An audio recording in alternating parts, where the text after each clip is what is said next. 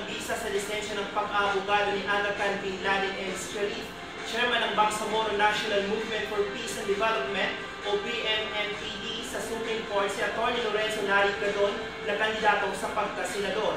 Ito ay hinggil sa kanyang mga pahayag sa TV5 at GMA7 na buburahin niya di umano ang lahi ng mga Muslim sa Mindanao kasama ang mga bata at matatanda bilang solusyon ng problema sa Mindanao.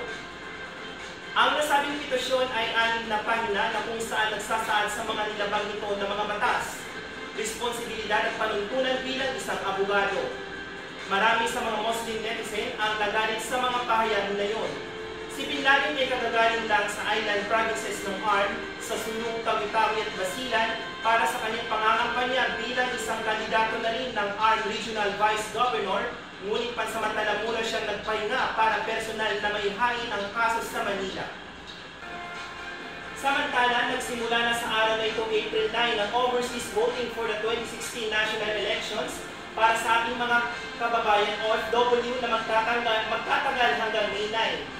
Bilang paalaala sa ating mga kababayan na huwag kalimutang magdala ng mga sumusunod na dokumento tulad ng passport, ikama o pataka, Comelec Voters ID o Seaman's Book para sa ating mga seafarers.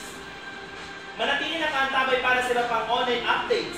Ako po si Bayan Usman, ang inyong online news anchor. Sa muli, magandang araw.